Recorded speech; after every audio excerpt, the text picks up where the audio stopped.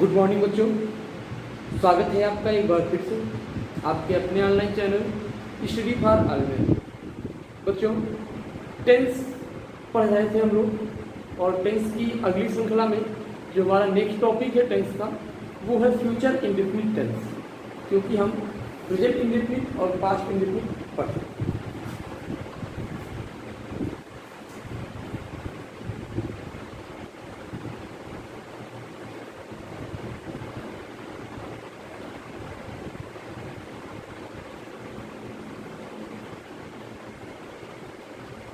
बच्चों, आज इसी टॉपिक पे चर्चा होगी कि फ्यूचर इंडेफिनिट टेंस क्या होता है और किस प्रकार इस टेंस के वाक्यों को हम बनाते हैं।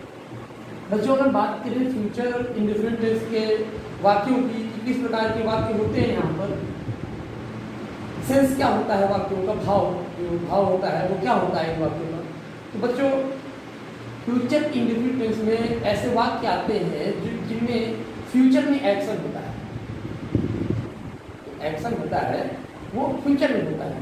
जैसे वह पुस्तक पढ़ेगा, क्या पढ़ ले, वह पुस्तक पढ़ेगा, अर्थात उसके पुस्तक पढ़ने का कार्य होगा, लेकिन कब होगा? फ्यूचर में होगा। वह मेला देखेगा, वह खाना खाएगा, मैं विद्यालय जाऊंगा। बच्चों, आप समझ गए होंगे कि फ्यूचर टेंस में किस प्रकार के वाक्य ऐसे वाक्य आते हैं जिनमें कोई एक्शन हुआ होता है और वो फ्यूचर में हुआ। कोई एक्शन होता है, कोई कार्य होता है, लेकिन वो कब होता है? फ्यूचर में होता है।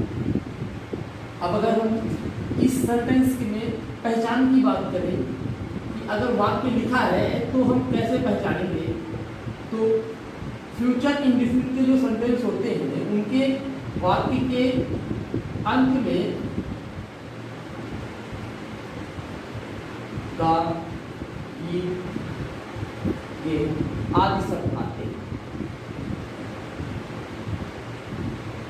फ्यूचर इंडेफिनिट के जो वाक्य होते हैं उनके एकदम लास्ट में जब हम सेंटेंस को पढ़ेंगे, जैसे कि वह पुस्तक पढ़ेगा, वह खाना खाएगी, मैं विद्यालय जाऊंगा, गा, गीत के आदि शब्द आते हैं।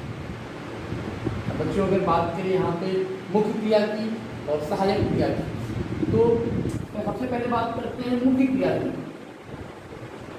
यानी कि मेन वर्ब।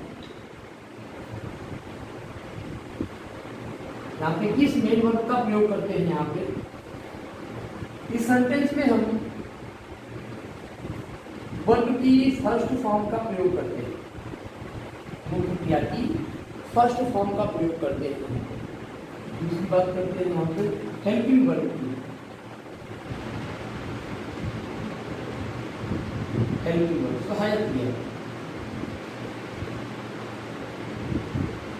क्या होती है? सहायक क्रिया जो इस टेंस में हम फ्यूचर इंडेफिनिट टेंस में या बात करें हम संपूर्ण फ्यूचर टेंस की, चाहे वो फ्यूचर इंडेफिनिट हो, चाहे फ्यूचर कंटिन्यूअस हो, चाहे फ्यूचर परफेक्ट हो, चाहे फ्यूचर परफेक्ट कंटिन्यूअस हो, जो यहाँ पे हेल्पिंग वर्ब लगने जा रही है, जो यहाँ पे सिस्टम है हेल्पिंग वर्ब का, आज बताएंगे, वो फ्यूचर के सभी टेंसों में यथावत लागू होता है। दो हेल्पिंग वर्ब यहाँ पे लगती है, एक लगती है विल और एक लगती है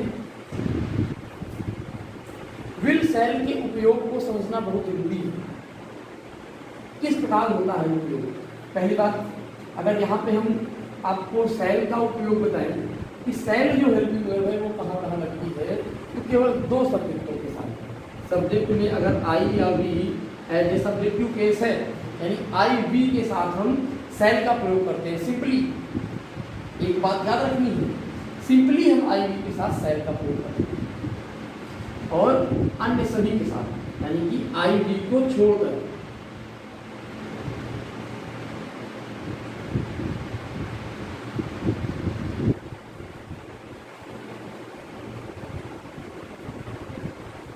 आई वी को छोड़कर अन्य सभी सब्जेक्ट के साथ हम क्या करते हैं? विल का यूज करते हैं।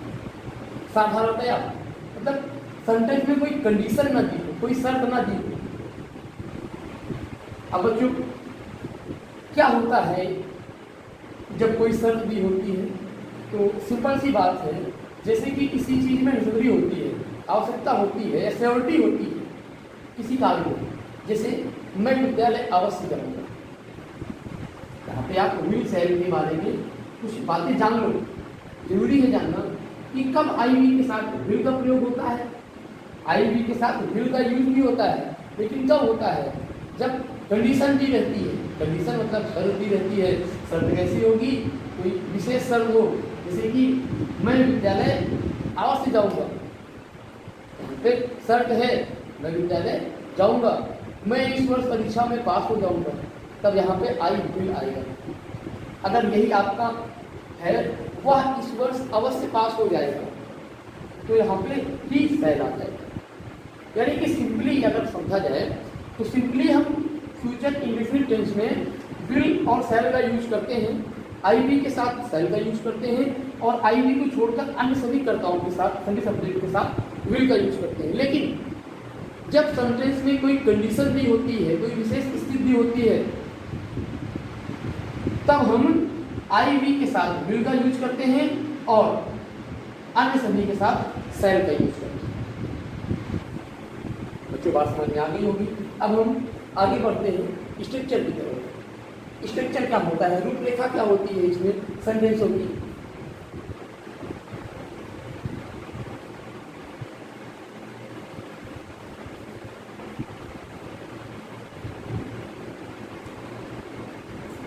बच्चों अगर स्ट्रक्चर की बात करें, स्ट्रक्चर को हम यहाँ पे 3 भागों में बांटते हैं, अफर्मेटिव, निगेटिव, इंट्रोगेटिव। सबसे पहले बात करते हैं अफर्मेटिव की। तो अफर्मेटिव सेंटेंस में सबसे पहले यहाँ पे सब्जेक्ट आता है, फिर आता है हेल्पिंग वर्ब, हेल्पिंग वर्ब के बाद आपका आता है मेन वर्ब, मेन वर्ब के बाद ऑब्जेक्ट प्लस अदर वर्ब के साथ। अब यहाँ पे हेल्पिंग वर्ब के तौर पे क्या लगाएंगे, विल या शैल। ये बात है कि हेल्पिंग वर्ब में विल या शैल लगाएंगे। एक एग्जांपल ले लिया जाए, यहाँ पे एक एग्जांपल लेते हैं। जैसे कि एग्जांपल ले लिया, वह पुस्तक पढ़ेगा। अब यहाँ पे हम वह पुस्तक पढ़ेगा लिख दिया हमने। इस सेंटेंस को हम किस स्ट्रक्चर के माध्यम से लाएं, इस सेंटेंस में खोजेंगे कि यहाँ पे सब्जेक्ट क्या है। तो सब्जेक्ट है ही मतलब हो गया आपका ही सब्जेक्ट है। अब इसके बाद हम बात करते हैं हेल्पिंग वर्ब की। यहाँ पे हेल्पिंग वर्ब क्या होगी, तो ही के साथ हम लगाएंगे विल, ही विल आ गया। अब क्या आएगा, अब ही विल के बाद हमारी मेन वर्ब आएगी। मेन वर्ब यहाँ पे क्या है, पढ़ना। बताया था मैंने स्टार्ट में टेंस में आपको कि आना जाना, खाना, रोना, उठना, बैठना, बोलना, हंसना इत्यादि क्या होती है, वर्ब्स होती हैं, क्रियाएं होती हैं। तो यहाँ पे वर्ब की, मेन वर्ब की हम कौन सी फॉर्म यूज करते हैं, फर्स्ट फॉर्म। अब यहाँ पे ये विल, पढ़ना भी, अब एक आई वाला ले लें, जैसे मैं खाना खाऊंगा। अब मैं खाना खाऊंगा, यहाँ पे जो सब्जेक्ट है वो तो आपका आई है। बच्चों आई के साथ तो यहाँ पे हमने बताया कि आपको आई के साथ शैल लग जाएगा, तो यहाँ पे हो गया शैल। अब खाना ईट मीन्स होता है, यानी कि आई शैल ईट द फूड।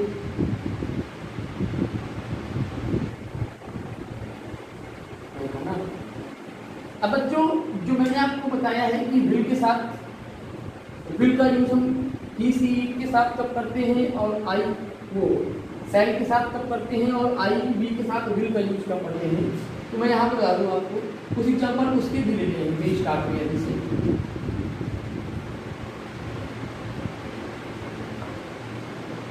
जैसे मैं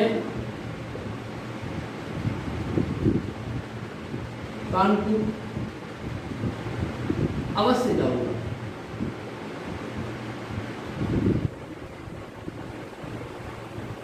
मैं कानपुर अवश्य जाऊंगा। यहाँ पे शर्त दी हुई है, कंडीशन है कि मैं कानपुर जाऊंगा, तो सिंपल सेंटेंस हो गया। लेकिन ये विशेष सेंटेंस है, यहाँ पे कंडीशन लगी हुई है, अवश्य लगा हुआ है, अर्थात डिफिनिट है मेरा कानपुर जाना, निश्चित है मेरा कानपुर जाना। तो यहाँ पे हम आई विल लगाएंगे, श्योर है, श्योरिटी है यहाँ पे, आई विल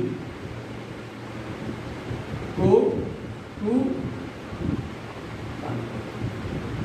ये वो सेंटेंस है जिसमें हम बी के साथ सेल लगाते हैं, ही सी दे के साथ, और आई विल के साथ विल लगाते हैं, यानी इस प्रकार के सेंटेंस जिनमें विशेष कंडीशन दी हो। अब यहाँ पे अवश्य का श्योरली होता है, यहाँ पे श्योरली का यूज नहीं होगा। अगर श्योरली हम लिख देंगे तो यहाँ पे सेल लग जाएगा, I shall go to Kanpur surely. दूसरे प्रकार से बना सकते हैं, ऐसा नहीं मानते, हम यहाँ पे लिख सकते हैं I shall go to Kanpur surely. लेकिन ये सेंटेंस थोड़ा अच्छा माना जाता है अकॉर्डिंग टू क्लास। जैसे जैसे आप पढ़ते हैं, जिस प्रकार से आप जिस क्लास में हो, क्लास 8 में है, 9 में है, 10 में है, तो उनको पढ़ी है, तो ये अच्छा माना जाएगा। और ये श्योरली वाला थोड़ा सा पुराना माना जाएगा, क्योंकि नई चीज़ें सीखनी है। अब बच्चों बात करते हैं निगेटिव सेंटेंस की। क्या स्ट्रक्चर होता है निगेटिव में?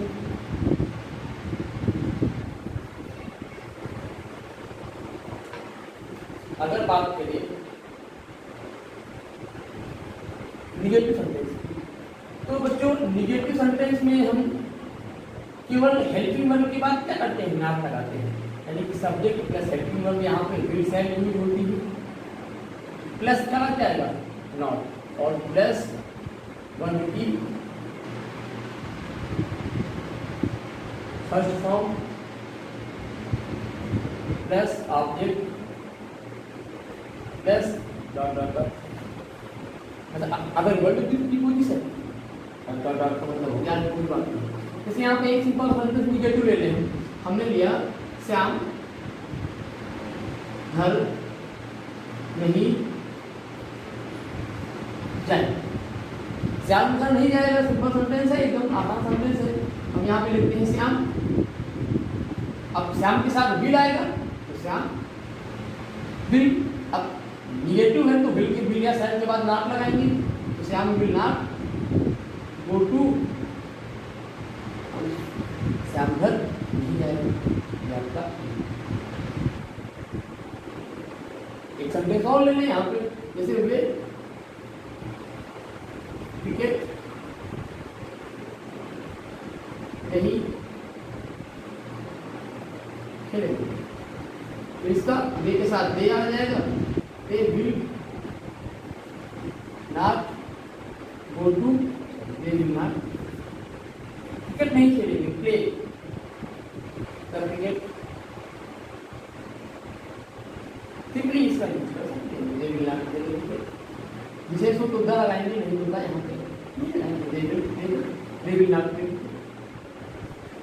अब बात करते हैं, यहाँ पे समझ में आ गया होगा, उदाहरण आते हैं, बस कुछ नहीं है, हेल्पिंग वर्ब के बाद नॉट का यूज कर देना है। नॉट को हेल्पिंग वर्ब के जस्ट बाद और वर्ब के जस्ट पहले मेन वर्ब है, यानी कि निगेटिव सेंटेंस में हम नॉट का प्रयोग कहाँ करते हैं, हेल्पिंग वर्ब के बाद और मेन वर्ब के पहले नॉट लगा देंगे अगर सेंटेंस नकारात्मक। लेकिन नकारात्मक के साथ simple negative sentence, simple negative sentence दो तीन प्रकार के होते हैं। आपका इंपेरेटिव निगेटिव भी होता है, आपका इंट्रोगेटिव निगेटिव भी होता है। तो ये सिंपल निगेटिव की बात हो गई है, असर्टिव निगेटिव होता है। अब बात करते हैं इंट्रोगेटिव सेंटेंस।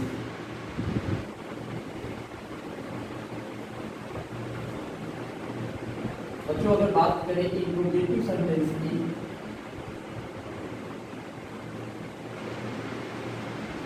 इंट्रोगेटिव सेंटेंस किस प्रकार से यहाँ पे बनाएंगे, तो इंट्रोगेटिव में हमारा यहाँ पे दो टाइप का स्ट्रक्चर होता है, दो प्रकार का स्ट्रक्चर होता है। सबसे पहले एक में हम लेते हैं विल या सेल। विल या सेल उन सेंटेंस में लेते हैं जो सेंटेंस सहायक क्रिया को क्वेश्चन वर्ड में होता है। सबसे पहले जैसे क्या वह कानपुर जाएगा, क्या राम पुस्तक पढ़ेगा, क्या मोहन क्रिकेट खेलेगा, क्या मैं खाना खाऊंगा। यहाँ पे विल या सेल से स्टार्ट, यानी सेंटेंस जो होते हैं ये इंग्लिश में अगर हम इनका ट्रांसलेट करेंगे तो सेंटेंस हेल्पिंग वर्ब से करेंगे, और अगर हिंदी में करेंगे सेंटेंस में क्या स्टार्ट में दिया होगा, विल सेड के बाद क्या आएगा आपका सब्जेक्ट आएगा, सब्जेक्ट के बाद नॉट आएगा। बच्चों याद करो मैंने आपको बताया था स्टार्ट में ही कि समस्त इंट्रोगेटिव सेंटेंस में नॉट का प्रयोग सब्जेक्ट के बाद करते हैं। नॉट का प्रयोग कहाँ करते हैं? सब्जेक्ट के बाद करते हैं। ये बहुत इंपॉर्टेंट बात है, इसको हमेशा याद रखिएगा। अब नॉट के बाद आ जाएगा मेन वर्ब की फर्स्ट फॉर्म, प्लस आ गया आपका ऑब्जेक्ट, प्लस अगर वर्ड हो तो उसके बाद प्लस क्वेश्चन मार्क। यहाँ पे मोस्ट इंपॉर्टेंट है क्वेश्चन मार्क। अगर आप क्वेश्चन मार्क नहीं लगाते हैं सेंटेंसों में तो ये सेंटेंस गलत माने जाते हैं, यानी कि ये सेंटेंस इंट्रोगेटिव माने ही नहीं जाएंगे। जैसे कि एक एग्जाम्पल ले लें यहाँ पे, क्या राम पुस्तक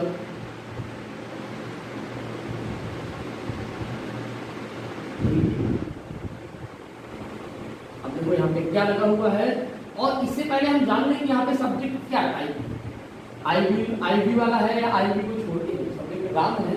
राम यहाँ पे क्या होगा आपका विल वाला होगा, यहाँ पे हम विल लगा देंगे, विल राम। अब क्या करेगा? पुस्तक खरीदेगा, मतलब बाई। यहाँ पे नॉट नहीं है तो हम नॉट का प्रयोग नहीं करेंगे।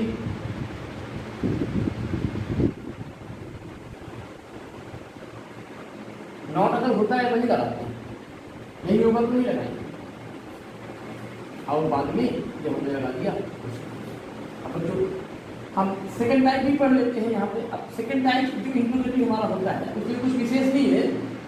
सेंटेंस ऐसे सेंटेंस होते हैं सेकंड टाइप में जो जिन सेंटेंसेज में प्रश्नवाचक वाक्य जो होता है आपका वो मध्य में दिया रहता है। जैसे वह पुस्तक क्यों पढ़ेगा, राम खाना क्यों खाएगा। तो इस प्रकार के वाक्यों को बनाते समय हम सबसे पहले क्वेश्चन वर्ड का यूज करते हैं। क्या यूज करते हैं? Question word. सबसे पहले प्रश्नवाचक शब्द की अंग्रेजी बनती है, उसके बाद सहायक क्रिया, फिर कर्ता सब्जेक्ट, फिर नॉट हो तो फिर मेन वर्ब, फिर ऑब्जेक्ट, फिर अन्य वर्ब सेंटेंस होते हैं। अन्य जो शब्द होते हैं यहाँ पे उनको उचित प्रीपोजिशन के साथ लिख के क्वेश्चन मार्क। जैसे हम देखते हैं यहाँ पे एक सेंटेंस, वह बाजार क्यों। अब सबसे पहले हम यहाँ पे बिना कुछ सोचे समझे क्योंकि अंग्रेजी बना लेंगे। अब हम देखें यहाँ पे कि सब्जेक्ट हमारा क्या है, हेल्पिंग वर्ब क्या आएगी। हेल्पिंग वर्ब हमारी विल आएगी क्योंकि सब्जेक्ट हमारा ही है, तो भाई विल ही। अब क्या हो जाएगा हमारा मेन वर्ब क्या है, नॉट है, नहीं है तो नॉट नहीं लगाएंगे। और हमारा आ गया भाई will he go to market. बच्चों बात करते हैं यहाँ पे हम ये जो हमारे अदर वर्ड आते हैं, अदर वर्ड ये एग्जाम्पल लेते हैं उसका भी। जैसे मैं श्याम के साथ बाजार नहीं क्यों नहीं गया, पैसे गया, चेंजिंग हो जाती है। तो इस सेंटेंस को हम कैसे, सबसे पहले यहाँ पे हम देखें कैसे है, तो कैसे बीच में है तो इससे हाउ मिक्स होता है। अब मैं है तो हाउ सैड हो जाएगा, हाउ सैड के बाद आई। अब आई के बाद यहाँ पे क्या है, जाना, यानी हाउ सैड आई गो। कहाँ गए, market, how said I go to market. अब यहाँ पे कुछ वर्ड्स हैं जो एक्स्ट्रा हैं, subject, helping verb, main verb और ऑब्जेक्ट को छोड़ के अन्य वाक्य हैं, उनको हम प्रीपोजिशन की मदद से लिखते हैं। श्याम के साथ, विद श्याम।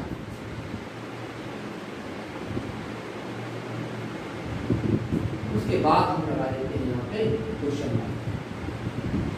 बच्चों ये जो फ्यूचर इंडेफिनिट टेंस है वो आपकी समझ में आ गया होगा। आज के वीडियो में इतना ही, फिर नए टॉपिक के साथ मिलते हैं। तब तक के लिए घर पे रहिए आप। और पढ़ाई करते रहिए।